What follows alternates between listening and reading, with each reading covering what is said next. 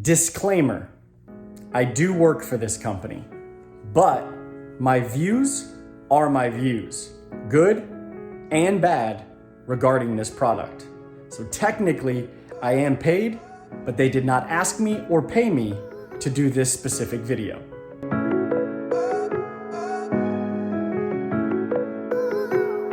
What's going on, everybody? It's Jay Wilson, and before we jump into the reasons why I truly believe that this aquarium canister filter is the absolute perfect one for me, tell me in the comments what canister filter you use and why. And don't leave it vague like, because it's the best, or there's none other like it. Tell me why. Let's make this a real discussion about why the filter you chose is perfect for you, because I'm about to talk about why this filter is perfect for me. So if you are wondering what filter it was, it is the Whale Canister by Sicce. But why is it the perfect one for me? Now let me give you a backstory. I've used a lot of aquarium canister filters. I've used everything from Rena Philstar to Marineland to Fluval series to Sun, and the list goes on, to include utilizing the Sicce Whale. Now, is it perfect in all of its glory and it's the best absolute for everyone? No. Just like a car manufacturer isn't making the perfect car for everyone. It's perfect for you.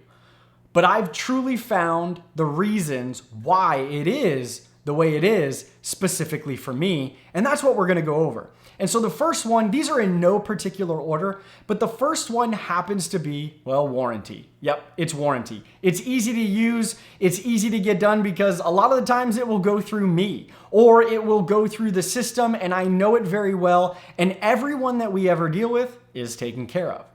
So warranty is huge, and I've tried to warranty some items on other products before, and sometimes it's an absolute nightmare. Now, have you ever found it difficult to control the flow on, let's say, your aquarium canister filter?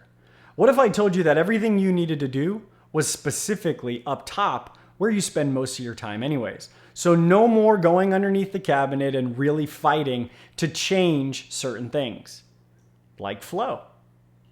Just like this. Bingo. Love it. Super easy. Some folks will tell you that the aquarium canister needs to be massive in order for it to produce a lot of flow. I don't think that that's necessarily the case, but doesn't mean that a bigger canister isn't better. But the Sicce Whale size and looks are also another part of what makes it perfect. Let me show you. There it is in all of its glory.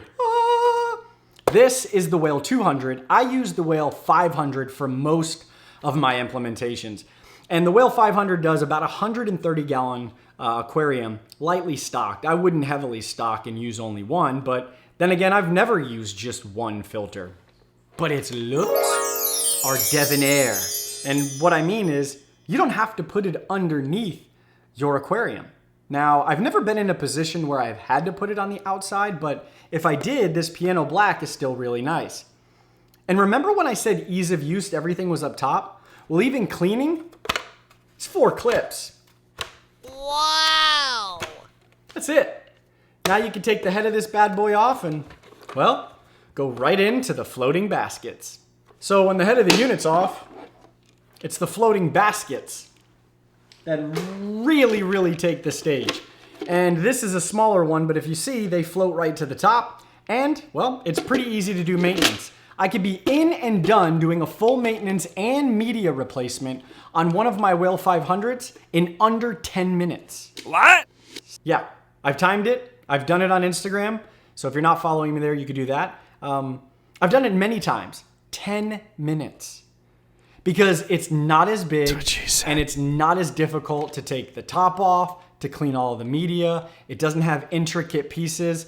Mine has 4 baskets that are nice sized, and it comes with all the media I need.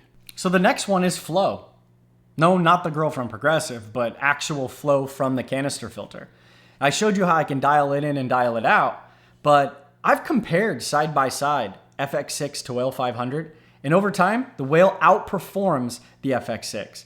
Now, I did not compare it to the FX4, which is another contender of mine, because I enjoyed that canister, but the FX4 always pushed, in my opinion, more dramatic flow than what the FX6 did. So I would say that the FX4 and Whale 500 over time are probably gonna push about the same amount, but I've just noticed that utilizing the FX series, that it did slow down dramatically.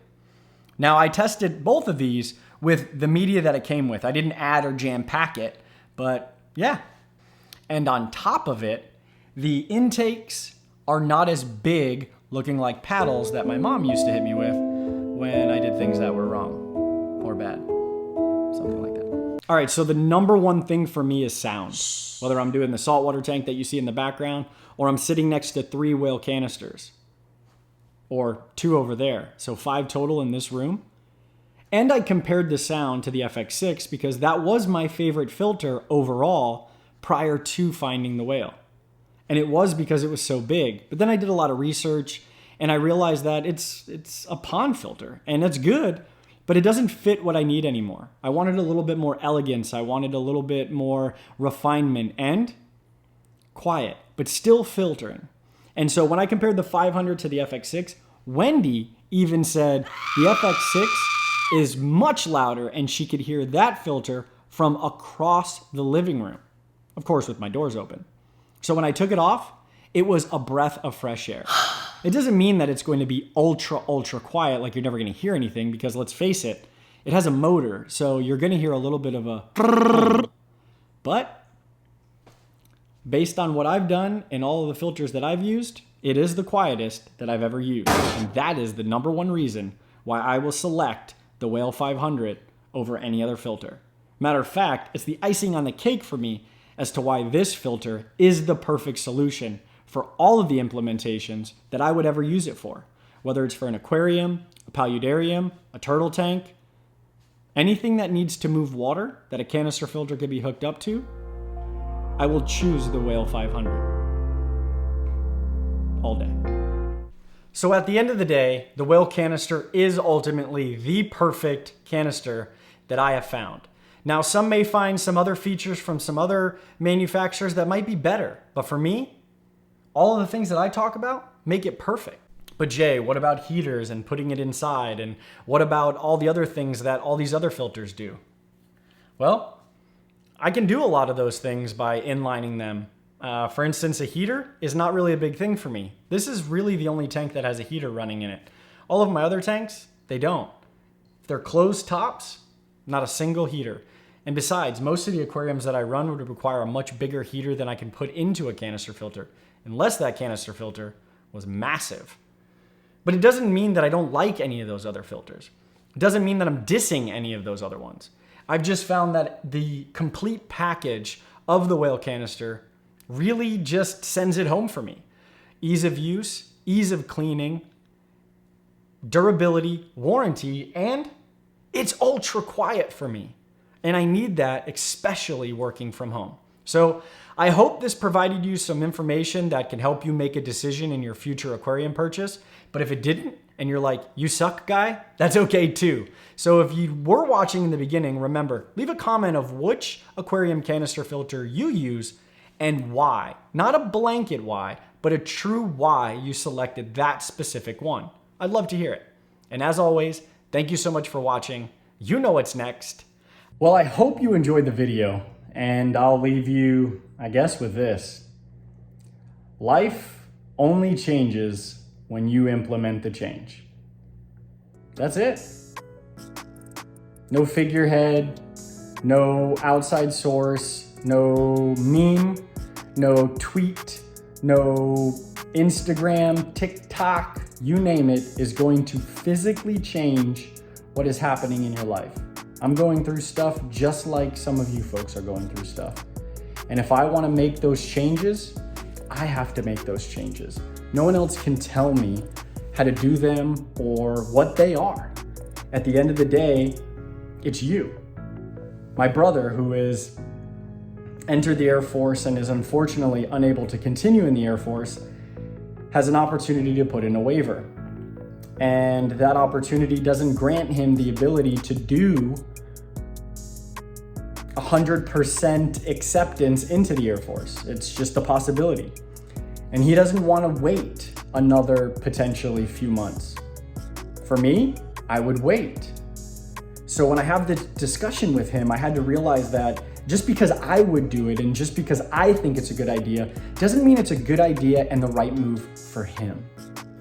But understanding that, I can still position the way I communicate with not only him, but the rest of the human race by giving them my thought if they ask, and then letting them know that no matter what, it's still your decision.